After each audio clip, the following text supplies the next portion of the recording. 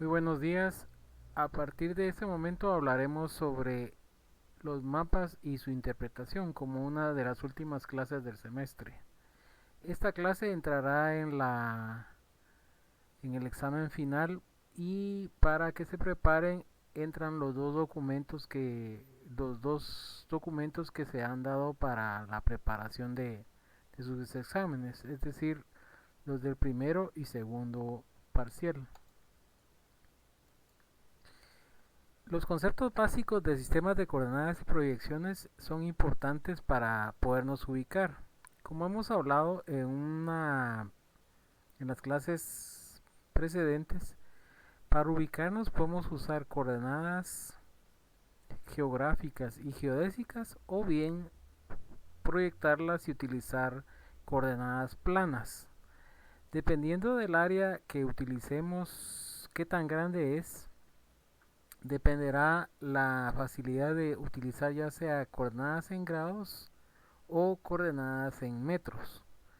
En áreas muy grandes o por ejemplo en navegación aérea o marítima se prefiere utilizar la navegación a través de latitudes y longitudes expresadas en grados. En áreas más pequeñas como por ejemplo conducirse de Guatemala a Chiquimula o conducirse de Guatemala, en la ciudad de Guatemala, de la universidad a sus casas, muchas veces se prefieren las coordenadas en metros. Y como les decía en clases anteriores, expresar las coordenadas en metros es mucho más fácil que en grados para el entendimiento humano. Sin embargo, en grandes países como Rusia, Estados Unidos o Canadá, es mucho más fácil comunicarse a través de coordenadas expresadas en latitud y longitud. Como hemos aprendido en clases anteriores, tenemos que figurarnos la Tierra en una serie de planos, líneas y círculos imaginarios para podernos ubicar. Ya tenemos varios círculos y líneas y planos de referencia. Entre esas hemos hablado del plano del Ecuador que corta la Tierra en dos hemisferios iguales. Hemos hablado sobre el eje de rotación de la Tierra, el eje terrestre.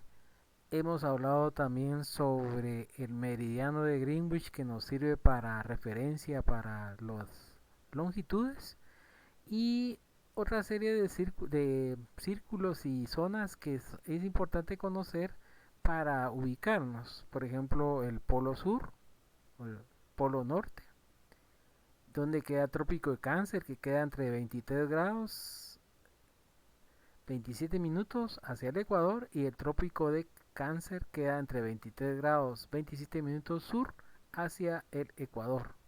Esta área comprendida entre 23 grados 27 grados norte y 23 grados 27 minutos sur básicamente es el área tropical de la Tierra donde caen los rayos verticales del Sol. Aquí podemos ver una imagen de satélite de la Tierra. Pueden ver la aproximadamente esférica que es la Tierra. Ya sabemos que la Tierra es un poco más achatada en los polos y más ensanchada en el Ecuador. Uno de los primeros mapas que representaban la Tierra es el mapa conocido aproximadamente en el año 200 antes de Cristo, que lo compiló Erastóstenes. Él era un cartógrafo y geógrafo al que se le denomina el padre de la geografía, que en los años 220 antes de Cristo compiló esto. Si pueden ver, aquí se puede ver todo el mar Mediterráneo, se observa la forma de Italia y algunos de los países que se conocían en el territorio. Vean que Libia para ellos era casi toda la costa del norte de África, ya conocían parte de la península arábiga, conocían parte de Persia que la llamaban Arayana, la India.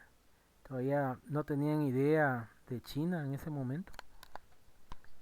Y tenemos acá, por ejemplo, las Islas Británicas, tenemos Irlanda e Islandia acá.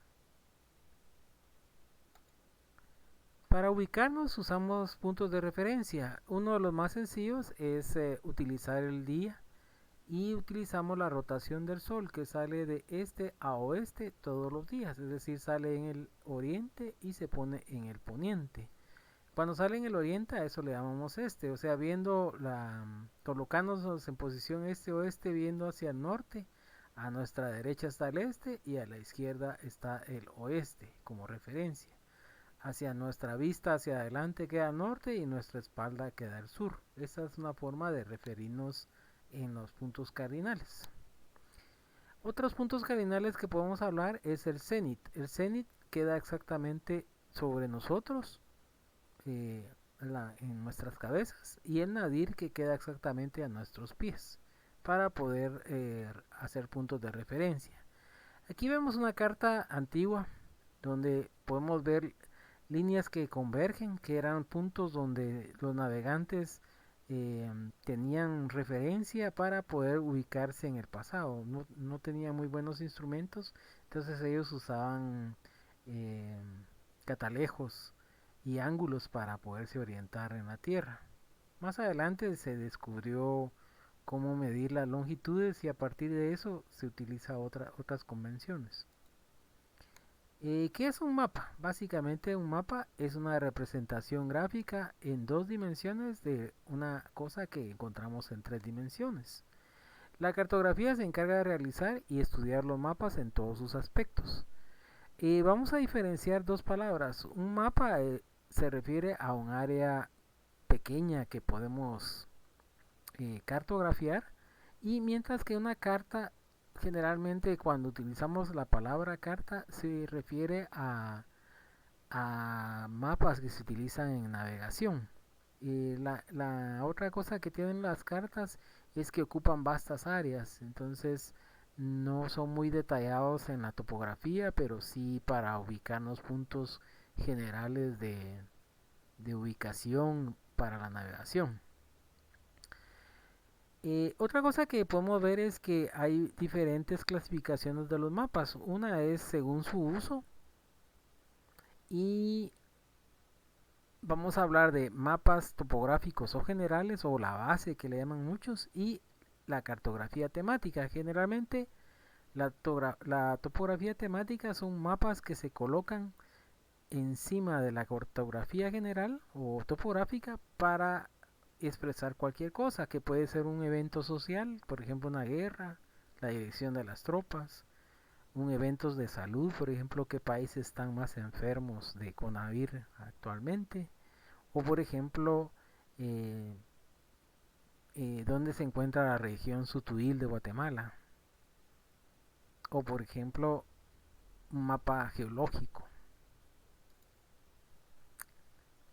Entonces vamos a hablar de mapas de referencia general o topográficos, que básicamente solo tienen los detalles más básicos que se pueden ver en superficie, que sería la topografía expresada a través de curvas de nivel. A veces los cartógrafos también colorean las áreas que están forestadas, generalmente son bosques en forma, aquí en este caso verde. En blanco sería el área que está intervenida por el ser humano. Y pueden ver las carreteras de diferentes categorías. En este mapa se puede intuir que las rojas son de primera categoría y las negras son de categoría secundaria. Observen que en este mapa también se observan líneas de ferrocarril, se observan accidentes geográficos como ríos, y también se observan las mesetas más altas, los puntos más altos. Observen que también se ven áreas azules que representan lagos o lagunetas, y otras características geográficas que son muy comunes, por ejemplo los nombres de las localidades. Algo básico que debe tener todo mapa es la escala. En este caso vean que se apunta en forma numérica y en forma gráfica. Más adelante vamos a ver cómo nos sirven ambos tipos de escala. En la topografía puede expresarse la topografía de superficie y la topografía bajo el nivel del río, de un mar o de un lago. A eso le vamos a llamar batimetría. ¿Qué quiere decir batimetría? La forma de la topografía por debajo del agua. En cambio, un mapa topográfico nos expresa las formas de la Tierra sobre la superficie terrestre.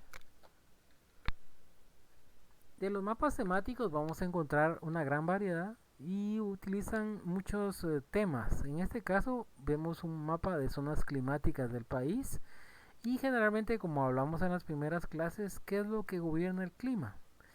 Pues la primera variable que domina el clima son las estaciones del año, es decir, la traslación de la Tierra respecto al Sol.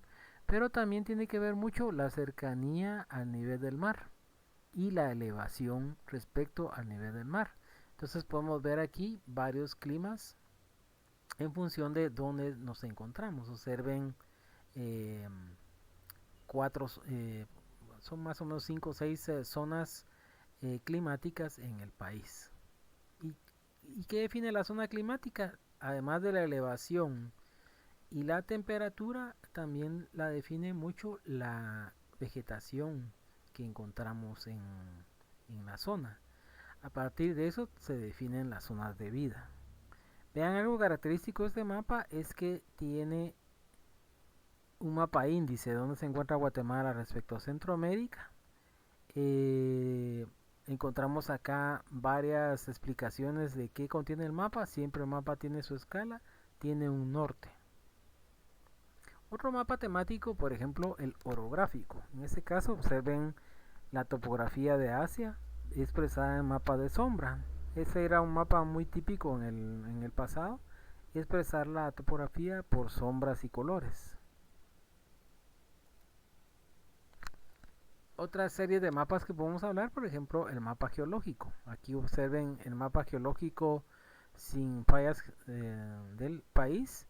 Y tenemos acá un detalle de un mapa geológico que fue utilizado para expresar el área que fue afectada durante el deslizamiento del Cambrai en el área de Santa Catarina Pinula, que aproximadamente fue en esta área de acá.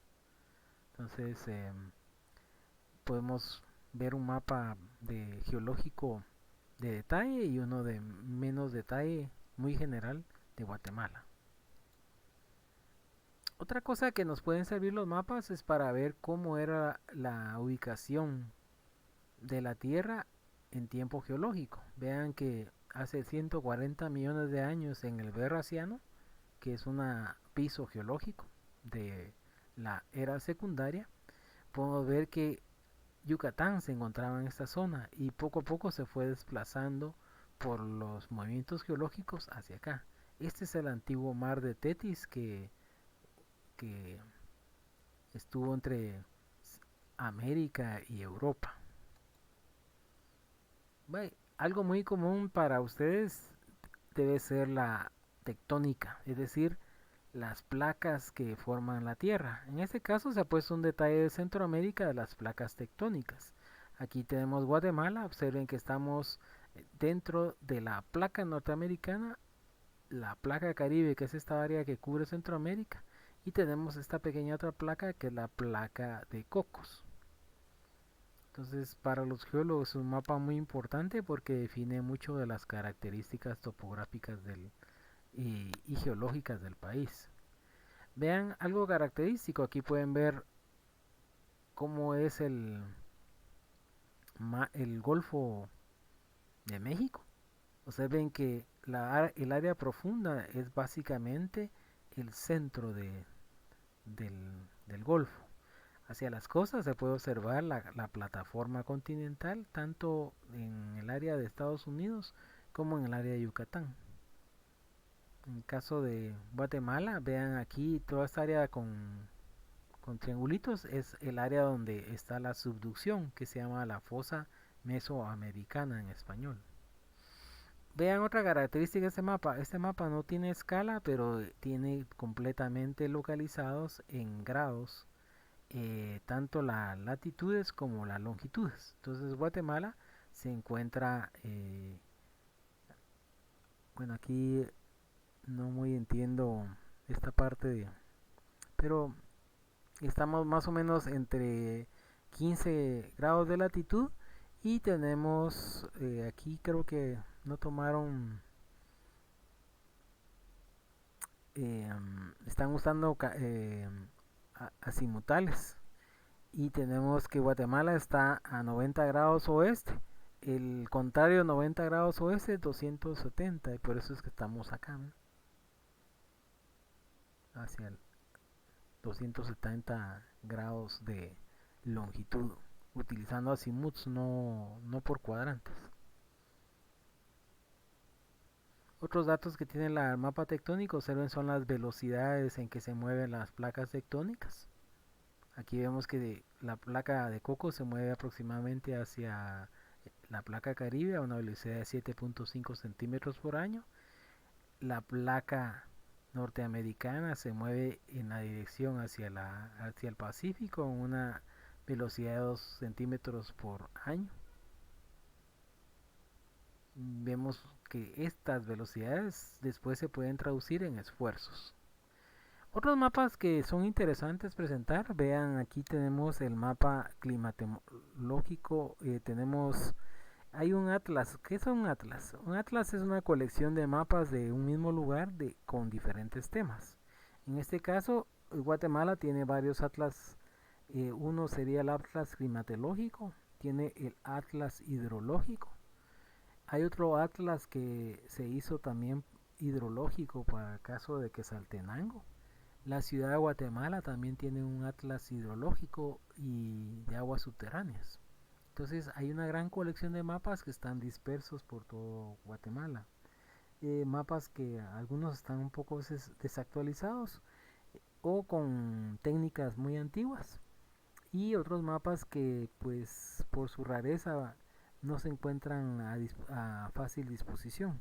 Algunos se encuentran en bibliotecas, otros los pueden encontrar con escalas muy reducidas en internet. Y hay sitios como la Universidad Francisco Marroquín, que tiene una mapoteca. En la Universidad de San Carlos también tienen una colección de mapas. La Facultad de Ingeniería tiene algunos mapas en su biblioteca. Y así las bibliotecas, cuando tienen colecciones de mapas, los tratan de que el público los pueda acceder, pero no son mapas para llevar a casa, simplemente son para ver en el sitio. Observen aquí en este mapa de la izquierda tenemos la dirección de los vientos predominantes anual, y eso es muy importante para, por ejemplo, para ahora que está de moda la producción de energía eléctrica con viento. Aquí podemos ver áreas hacia dónde va el viento principalmente. En el mapa de la izquierda podemos ver la lluvia de Guatemala promedio. Más o menos en Guatemala llueven 1200 milímetros de lluvia anual, que representa aproximadamente 1.2 metros cúbicos por metro en Guatemala. Ese cálculo lo hicimos durante la clase. Y vean, hay lugares más lluviosos que están en la Boca Costa, en el área alta de Guatemala, que también llueve 1500 milímetros, y áreas muy lluviosas que se encuentran en la Boca Costa Atlántica, principalmente en el área del lago de Izabal. Observen que hay zonas que llueven hasta 4000 milímetros por año. Estas zonas de acá son donde actualmente se están instalando varias hidroeléctricas pequeñas, aprovechando estos caudales. Observen en el área alta aquí está Alta Verapaz con el Progreso, tenemos también alta precipitación. Esta sería la Sierra de las Minas, 4000 milímetros. Estos mapas hay que actualizarlos. Uno de los problemas que tienen es datos muy antiguos. No. Y otra cosa que ha pasado es que con el cambio climático estos mapas son modificados. Entonces esa es otra tarea que tienen que hacer los cartógrafos, actualizar cada cierto tiempo los mapas de acuerdo a las variables, en este caso climatológicas. En este caso Tenemos la expresión de los ríos en Guatemala. Algo importante es que Insibume tiene numeradas todas las cuencas de Guatemala y observen aquí las diferentes cuencas según departamentos. Entonces aquí tenemos los ríos en el país y están numerados de acuerdo a una codificación que usa el Insibume. Y los mapas pueden ser muy variados. Aquí estamos viendo solo datos físicos. En este caso, la cobertura y uso de la tierra. Y pueden ver el área roja representa el área urbana en la ciudad de Guatemala. Aquí tenemos áreas boscosas, volcánicas. Lo más verde también nos representa áreas boscosas en el país. Y como pueden ver, la escala es muy pequeña, la de representación. Entonces eso significa que los detalles pues son muy generales, no se puede ver gran experiencia de datos. En los suelos, algo importante en el país es que ha aumentado el conocimiento debido a que se montó en el Ministerio de Agricultura, Ganadería y Alimentación una unidad cartográfica en los años 90. Esta unidad se dedicó a compilar una gran cantidad de mapas de todo el país. En algún momento ellos lo hicieron a nivel solo de país, es decir, con una escala pequeña, no con mucho detalle, pero esas han servido para ir aumentando y mejorando muchos datos. En el caso de estos mapas que tenemos acá son los mapas de suelos del país y están a nivel de reconocimiento y clasificación. En el otro de la derecha está expresado el la guía taxonómica de suelos. La taxonomía de suelos es muy importante porque nos dice según el tipo de suelo, la granulometría, la calidad del material, si es parental, si es transportado, la aireación, la humedad y muchas características más, se le da una clasificación muy característica de los ingenieros agrónomos para los diferentes suelos. Y eso nos va a dar el uso potencial del suelo, es decir, a qué se puede aplicar más. Hay suelos que están tan inclinados que no recomiendan más que bosque. Suelos muy planos pero con pocos nutrientes pueden servir solo para bosque también. Pero si el suelo es plano y tiene un gran espesor, esos suelos generalmente son suelos agrícolas, con vocación agrícola. Entonces, toda nación debe interesarse en conocer sus recursos, en este caso hablando de suelos. Eh, Aquí podemos ver muchos estudios de suelos, es algo importante cuando alguien hace un estudio básico, sobre todo cuando habla de recursos naturales, habla de estudios en el pasado y ve las escalas, el año en que se aplicó, la institución que lo realizó, qué superficie del país cubre y los sistemas de clasificación. Entonces ellos aquí, este trabajo lo hizo el MAGA y presenta una serie de datos de información sobre suelos. Esto lo puse para que vean que cuando se hacen estudios de suelos son especialistas los que lo hacen. Por ejemplo, cuando se hacen estudios de, por ejemplo, geología, son geólogos los que los van a hacer. Aquí podemos ver un mapa muy importante que es la capacidad de uso del suelo en Guatemala. Y pueden ver las áreas rojas, nos está hablando de suelo que está sobreutilizado y mal utilizado.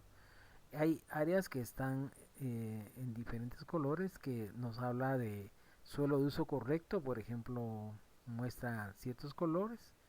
Las áreas urbanas están expresadas en color gris. El área urbana más grande de Guatemala es el área metropolitana. En el pasado, el área metropolitana era solo la ciudad. Actualmente el área metropolitana cubre varios municipios del departamento de Guatemala. Entre ellos está Santa Catarina Pinula, San José Pinula, Raijanes, ya se conurbó el área de Misco, tenemos Villanueva, San Juan Zacatepec, es decir, se está creciendo cada vez la mancha urbana. Y es una de las tendencias que hablábamos en la clase anterior, que hacia el futuro Guatemala va a tener varias áreas urbanas grandes. Una de ellas sería Ciudad Guatemala, otra que es Altenango. Se cree que Puerto Barrios va a ser una zona urbana grande. El área de San José también se cree que podría haber una pequeña ciudad ahí. El caso de Escuintla. Y hay varias ciudades actuales departamentales tienden a crecer, ya que la población está migrando del campo a la ciudad. Otra fuente que podemos ver acá son cuando se hacen estudios, vean que se toman datos y se refieren. Observen que hay también una evaluación de la calidad de la información. Por ejemplo, los mapas topográficos habla de que la mayor parte son buenos. Estos mapas, como hemos hablado en Guatemala, se generaron a través del tiempo, desde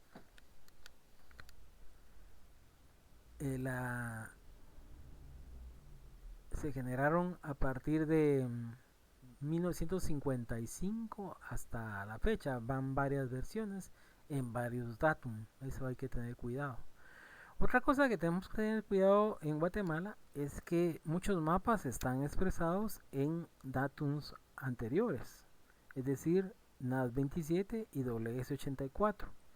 La mayor parte de mapas del país están en datum NAS 27, que es el que cubría todo el país.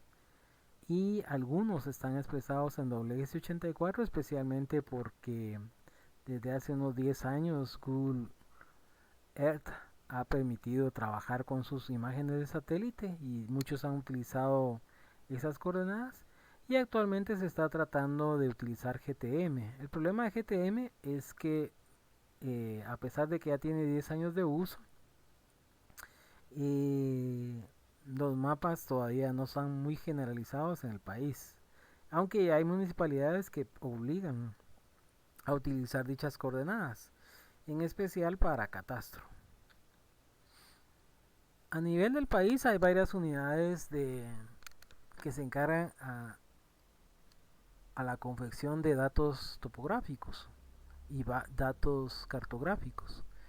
El centro nacional que se encarga de eso es el Instituto Geográfico Nacional, y en este caso presento la foto de la Unidad de Planificación Geográfica y Gestión de Riesgo del Ministerio de Agricultura, Ganadería y Alimentación.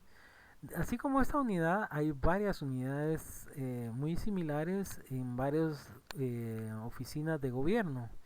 Hay una muy grande en Segeplan. La Municipalidad de Guatemala tiene una unidad de cartografía muy grande. Y dependiendo del tamaño de las municipalidades, tenemos en varias municipalidades de regular tamaño también unidades cartográficas de cierto tamaño y envergadura. Muchos de los trabajos de cartografía temática son realizados por arquitectos, agrónomos, algunos ingenieros civiles. Actualmente hay muchos ingenieros ambientales involucrados y geólogos. Muchos de ellos, sus características no son con entrenamiento directo en estas materias, sino que lo han ido aprendiendo mediante cursos y especializaciones indirectamente o por su trabajo. Pero es algo que debe ser superado, y en el futuro probablemente un cartógrafo o un geógrafo sea más adecuado en estas posiciones, acompañado de una gran cantidad de profesionales en las diferentes áreas. Aquí vemos otro mapa y otro uso de los mapas. Este mapa lo hizo la unidad Yarna de la Universidad de la Universidad Rafael Landívar, y está planificando cómo se miraría un área, por ejemplo aquí en la parte de abajo de el área de Petén, sin la declaratoria de una reserva de la biosfera maya, y un área con declaratoria. Este mapa es más o menos del año 2010 y trataba de predecir cuál es el efecto de crear reservas de la biosfera maya. Eh, o crear reservas. Las reservas tienen muchos usos. Algunos son de uso múltiple y general y otros de conservación pura. Como les he dicho en la clase, los animales también tienen derecho a vivir y debemos guardarle y cuidarle su entorno. Igual el ser humano debe cuidar recursos naturales para el futuro, no solo para conservar, sino también para las futuras generaciones. No sé si les conté en la clase cuando Teddy Roosevelt, el futuro presidente de Estados Unidos, él era un gran explorador y cazador norteamericano, muy famoso, era como una estrella de rock, más o menos como en 1880, cuando él entendió que se estaba perdiendo el área de Yellowstone y creó y motivó la creación del parque Yellowstone, el primer parque nacional del mundo.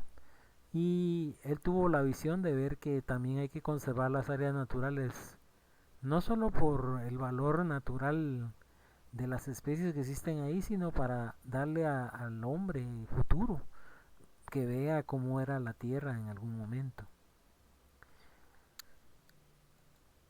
Aquí podemos ver otra aplicación de mapas. Por ejemplo, les puse acá un mapa donde se observa las cuencas compartidas entre Guatemala y México. Guatemala es un exportador de agua y la exporta hacia México, Honduras y El Salvador. Y eso hace que nosotros tengamos que tener mucho cuidado con el uso y protección de las cuencas, porque de nosotros dependen poblaciones que están en otros países. En Guatemala, como les hablaba en la clase, no tenemos un uso adecuado del agua y es necesario hacerlo y tomar conciencia de eso. Y parte de eso es ver los mapas, cómo se pueden utilizar. Y por ejemplo, este es un mapa cartográfico expresando las áreas protegidas, y en esta área se está expresando cuáles áreas todavía tienen bosque. Vean que Guatemala tiene bosque eh, esporádico. En los años de 1960 todo esto era bosques y selvas.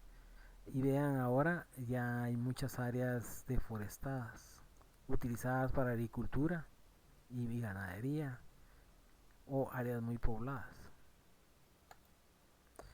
Otros mapas temáticos que podemos hacer son, por ejemplo, mapas hidrológicos subterráneos, es decir, dónde está el agua subterránea, mapas ipsométricos, o decir, de elevaciones, y de vegetación, que ya vimos algunos. Aquí podemos ver algunas fotos o imágenes de la Tierra. Estas son imágenes en falso color que nos muestran cómo es la vegetación en el área de Mesoamérica y una parte de Norteamérica.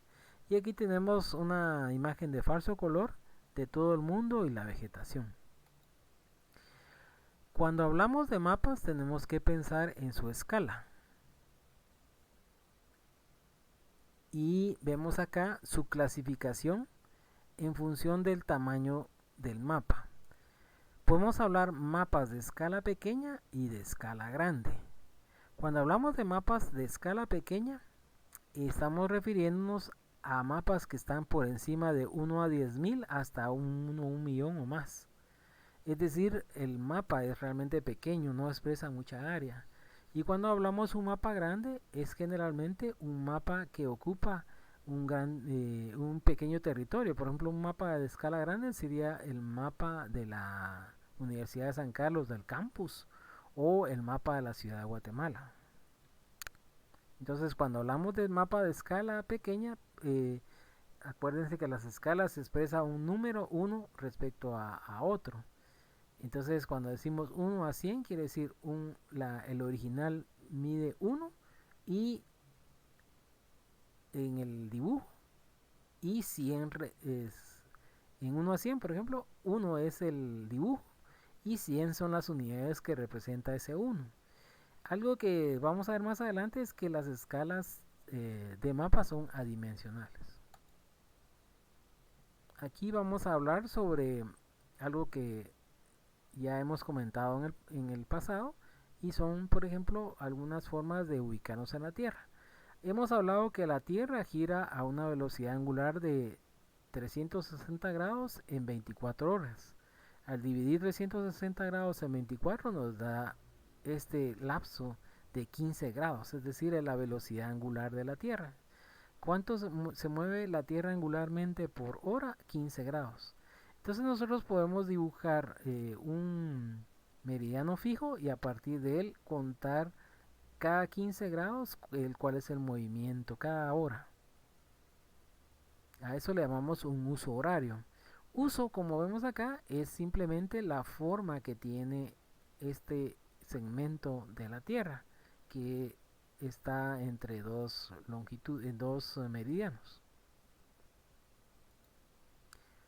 Otra palabra que no habíamos usado es el canevas. El canevas es básicamente la red de meridianos y paralelos que nos sirven para orientarnos en la Tierra. Aquí vemos la Tierra extendida en dos dimensiones con alguna proyección adecuada para mostrar la forma de la Tierra. Ya hemos hablado que la Tierra, al ser puesta en dos dimensiones, tiene una gran deformación angular de forma y de distancias. Y dependiendo qué tratamos de proteger al proyectar, así vamos a tener diferentes tipos de proyecciones que vimos ya en las clases anteriores. Aquí tenemos los usos horarios. Vean que algunos países no siguen la forma exacta del rectángulo. Como hemos hablado, es básicamente un uso. Vean que acá entre Buenos Aires y Groenlandia es el mismo uso y no cambia de forma. Pero hay lugares que le dan cierta forma para poner a todo el país en la misma zona de horaria. Vean que Estados Unidos tiene 4 zonas horarias, tiene el horario este, tiene el horario centro-este, centro-oeste y el oeste. Es decir, 4 horas de diferencia. Vean que hay países que aquí, por ejemplo, en este uso de acá, una gran zona se mete a otro país porque es el mismo país y expresan el país en la misma zona horaria. Aquí podemos ver también Guatemala a cuántas horas está de Greenwich. Estamos a 6 horas de Greenwich. Observen aquí, menos 6 horas de Greenwich. Es decir, primero amanece en Greenwich, que está acá, y en Guatemala amanece 6 horas después. De las coordenadas geográficas ya hablamos que se pueden expresar en grados y se pueden expresar también en dos dimensiones. Para Guatemala, México, Honduras se utilizan las coordenadas de proyección UTM. Y básicamente, ¿cómo se leen? Tenemos una X y una Y, y cualquier punto se lee X y Y. Sin embargo, explicábamos que en topografía primero se pone la Y y después la X por la costumbre de que sí se puede medir la latitud y la longitud se calcula. ¿Qué elementos tiene un mapa? Pues un mapa tiene varias, aparte del papel que debe ser de buena calidad, no deformable, sobre todo mapas que representan una zona de un país. Generalmente se usan mapas con un papel por encima de los 100 gramos, es un papel grueso, de muy buena calidad. Generalmente se usan papeles que no se deforman mucho con la humedad y que resisten el maltrato. Generalmente hasta el papel es configurado para, por ejemplo, por los militares con ciertas características para que resista el uso. ¿Qué elementos tiene un mapa? Aparte del papel, tiene varios elementos que podemos encontrar dentro del mapa al verlo despacio.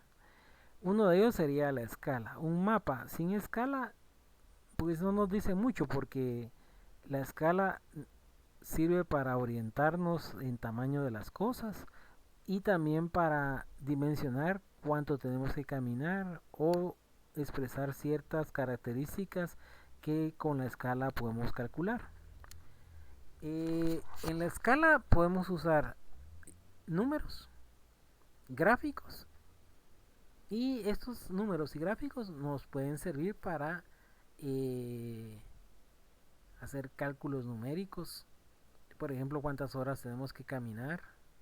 En este mapa que tenemos acá podemos poner una escala. Por ejemplo, siempre hago en clase la broma del cuchillo de Rambo. Ponen aquí la punta en 0 y aquí donde te dice 3 lo marcan con alguna cosa el cuchillo y pueden ver en su mapa cuánto representa 3 kilómetros en el mapa. Para eso sirve. Y vean que utilizan diversos colores para que uno siempre pueda observar dónde queda 1 kilómetro. También hay submúltiplos. Vean que aquí tenemos dos tipos de escala. La escala 1 a 50.000 en número. En realidad, por estar ampliado aquí en la figura, no es 1 a 50.000, pero es una idea. Y aquí tenemos 1 a 5.000. Que vean que en 1 a 5.000 está expresado 10 veces más lo que se puede ver en unos 50.000. ¿Cómo se interpreta la escala? Pues 1 a 1000 es el elemento está representado 1000 veces menor que lo que está en realidad. Quiere decir que dice 1 a 1000. 1 es la unidad de dibujo y 1000 las de la vida real. Entonces la unidad de dibujo, que puede ser cualquiera, un metro, una milla, una pulgada, está representando 1000 unidades de la vida real, que pueden ser un metro, una milla, una pulgada. Es necesario entonces que entender que la escala depende mucho de, como es antidimensional, solo representa el tamaño del dibujo, pero depende en potencia qué unidades utilizamos. En el caso de Guatemala, la costumbre es utilizar el sistema métrico internacional. Ya Guatemala lo aceptó hace muchos años, pero todavía no es totalmente implementado. Por ejemplo, aquí en 1 a 100, el elemento está representado 100 veces menor. ¿Qué quiere decir? Una unidad de dibujo representa 100 unidades de la vida real. Por ejemplo, un metro representa 100 metros de la vida real. 1 a 1 quiere decir una unidad de dibujo representa un metro de la vida real. 1 a 10.000 quiere decir una unidad de dibujo representa 10.000 unidades de la vida real. Hablemos en el caso de Guatemala, aquí sería nuestra unidad de dibujo es el metro y las unidades que vamos a representar serían 10.000 metros. Una unidad de dibujo en este caso representa 50.000 metros, quiere decir un metro representa 50.000 metros. Una unidad de dibujo que es el metro representa 250.000 metros. Vean que al ir aumentando el denominador va disminuyendo el tamaño de la figura y eso nos va provocando cada vez el mapa se va ocupando más área, pero el tamaño se va reduciendo considerablemente.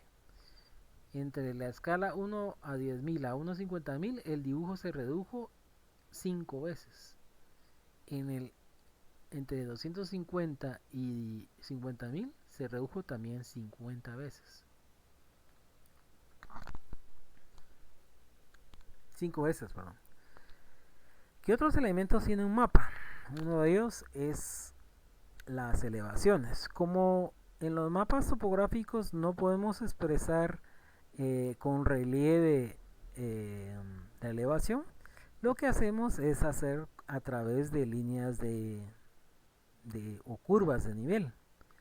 Vean que en la parte roja, aquí en la superficie, se ve la superficie proyectada de lo que en realidad tiene forma en 3 dimensiones.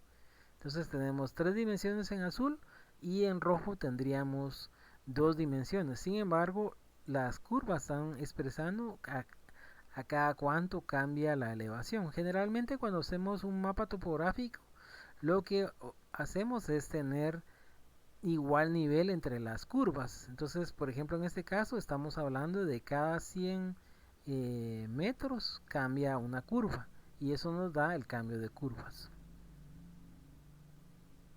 Aquí tenemos, esta es una proyección en 3 dimensiones de este cerro que se ve acá. Hay una bahía. Aquí lo tenemos en un mapa en 2 dimensiones a vista de pájaro.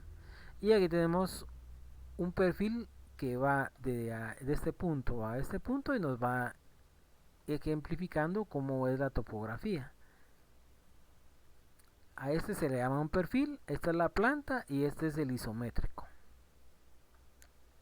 Algo importante que tenemos que considerar en los perfiles es que para a veces poder ver con mayor claridad la elevación, aquí está exagerado. Generalmente se duplica al doble o a 4 veces para poder ver con más detalle la elevación. De lo contrario, se ve muy bajito y no se ve muy bien los cambios de topografía. Vean que entonces en los mapas, aquí en X y Y, la escala es igual en X y en Y. Pero cuando se hace un perfil, en la Z se exagera un poco la Z para poder hacer ver mejor la topografía. Vean, aquí tenemos en esta parte de acá, donde está el cursor, podemos ver que hay una escala gráfica. Y además tiene aquí cuánto representa en números. Aquí vemos que representan las curvas de nivel. Cuando es una elevación, vean que la cota mayor está al centro y va hacia medida que nos vamos hacia las curvas más exteriores, la cota va disminuyendo. Entonces esa es la clave para saber si es un cerro o un agujero o un hoyo. Observen, la mayor está adentro y la menor está afuera. Contrariamente en este perfil, observen que la cota menor está adentro y la cota mayor está afuera. Y la figura es casi la misma, miren. Entonces, ¿cómo sé que esto es un cerro? La cota mayor está adentro. ¿Cómo sé que esto es una depresión o un agujero? Que la cota menor está adentro. Ese es el truco. Otra cosa que siempre hago en la clase es decir, bueno, no sale aquí el chiste porque ya está, pero sí podemos entender que la cota menor está adentro, es un agujero, la cota mayor está adentro, es una montaña. Vean cómo se interpretan las curvas de nivel. Aquí tenemos un lago y curvas de nivel en medio de dos volcanes. ¿Cómo sé que son volcanes? Porque generalmente los volcanes tienden a ser totalmente cónicos y una gran elevación al centro. Y están uno pegado al otro, observen, dos volcanes. Aquí tenemos una pequeña entrada de agua y vean otros respecto a las curvas. Observen que cambian en función de la elevación. Otra cosa que podemos ver, bueno, no lo vamos a hacer en este momento porque habría que explicar bastante. Pero podemos ver en estos trazos azules son los ríos. Generalmente están en las depresiones. Y los ríos básicamente lo que hacen es evacuar el agua de lluvia cuando llueve. Vemos acá. Con las curvas de nivel nosotros podemos también ver, sin estar en el lugar, cómo son los accidentes geográficos. Cuando un río cambia drásticamente su pendiente de alta pendiente a baja pendiente, crea esto que se llama un abanico aluvial. Aquí va el río principal, miren, y vean cómo va haciendo un abanico a medida que pierde la velocidad. Entonces uno, cuando es entrenado como geólogo o geomorfólogo o geógrafo, entiende estas formas de la Tierra. Y tiene este nombre, vean que es como un abanico que usan las señoras para soplarse cuando hay calor, de ahí viene el nombre. Aquí podemos ver una depresión en medio, miren, y elevaciones hacia los lados. Es un pequeño o como cráter. Aquí nos pregunta cómo sería un perfil a lo largo de la línea negra. Aquí aquí es el mismo área, vean, en una escala y aquí a otra escala un poco mayor. Si yo hago esa línea negra un perfil, aquí yo estoy más abajo, hay una endonada aquí, sube hacia la cota mayor, aquí hay una pequeña planicie, miren, no cambia. Aquí empieza a bajar nuevamente, aquí medio sube en ese cerrito y baja. Vean estas curvas de nivel, cuando vemos la fotografía como es básicamente una gran hondonada de un río que ahora ha dado la tierra.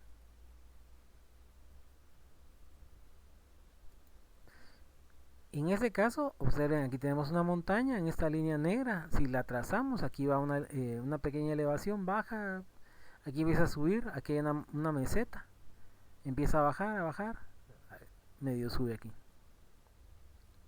Bueno, vamos a dejar en un momento para cambiar de grabación, porque se me está saturando ya la memoria del video.